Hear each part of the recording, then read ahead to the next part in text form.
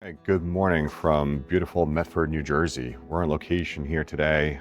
We're going to be working on a 3-car garage in this beautiful neighborhood, approximately 800 square feet, so it's fairly sizable. Not a lot of repairs. The floor seems to be in a fairly good condition. We're going to be here for 2 days. Customer decided to do our flake system with tidal wave as the color of the flake. Today we'll grind. We're going to do repairs. Any cracks show up, obviously we're going to clean them out, run our repair kit through it. We're also going to run the stem walls. Customer decided not to do the apron and leave the control joints open. So it's going to be a 2-day process. Today we're going to grind, we're going to do the repairs, do our moisture vapor barrier epoxy, spread that, cross roll it, and then flake, broadcast the tidal wave flake into it till rejection. And then we'll come back tomorrow and vacuum. We're going to scrape the excess flake, we're going to sand and then seal it with a top coat for a beautiful shine, and the color of the epoxy flake is going to pop with a top coat. So I'm going to take you on a little journey and show you how we do it, how we get it done. So we're going to run a quick test on the moisture levels in this garage. Hopefully we'll stay under 4%. It's measuring 3.0. It's fairly high, but it's not above the limit. 3.0, 2.9, which should be fine. We are going to put moisture vapor barrier. It's just a precaution to make sure that it withstands a certain amount of hydrostatic pressure and it doesn't fail for the customer. So that's our first test that we're going to run. The next step is the hardness test of the concrete. So the second test we're going to run is the hardness. We're going to put a couple of scratches in here just to see how hard the concrete is, so that we can use the proper equipment, tooling, in order to get through the cap of the cement. I'm going to start at 6. It goes from 2 to 10, 7, 8, and 9. And it looks like 8, 9 is the proper, so the concrete's pretty hard. So we're going to use self-bonded ceramic tooling in order to get through this hard concrete. The next step is to just measure the temperature. So let's do that now. All right, so now we're going to measure the temperature of the concrete.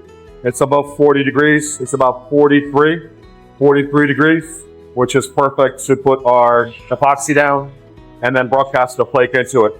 So we have Mike grinding the floor now.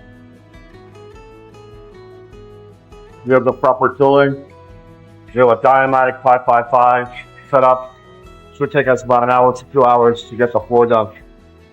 Our grinder is hooked up to Husqvarna DE120 vacuum system. Essentially a dust collector with a HEPA filter for a dust-free process. As you can see, Mike is grinding. There's barely any dust airborne or on the ground. It's getting sucked into the vacuum system, filtered through.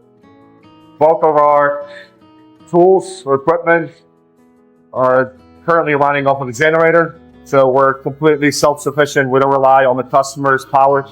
So that's our first step in the process. Step away for a second. Let Mike and Chris do their job, and we'll come back after the floor is nice and finished, and we'll get back to step number 2, which is going to be doing repairs to the concrete, making sure it's nice and smooth, and then we're going to epoxy it and broadcast the flakes into it. All right, so the floor now is done. It's ground. Now we're going to do the walls, the stem walls. We're going to coat them and then flake them. And then after that, we're going to do the floor. This is what the stem walls look like after they've been coated and flaked. And then after the stem walls are done, we're gonna do the floor. Good morning. We're on day 2 today. What we did yesterday was prep the floor, grinded it, repaired it, put epoxy down, the moisture vapor barrier epoxy, and then into that we broadcast flake. That was all day yesterday. It took us a while because we had to go around cabinets, and I'll share that later. Came out great. So what we're doing today, you can kind of hear that in the background probably. is we are sanding down the floor now, essentially getting rid of all the excess flake on the floor currently. We're gonna vacuum it up and then put a beautiful top coat on top of that polyaspartic that's gonna protect the floor, pop the colors, and it's gonna give it a beautiful shine. So let me show you that right now. All right, so we sanded the floor. Looks really good. And now we're gonna vacuum. Essentially, we sanded the edges, and then we use the floor sander to sand the rest of the floor. And now we're gonna vacuum.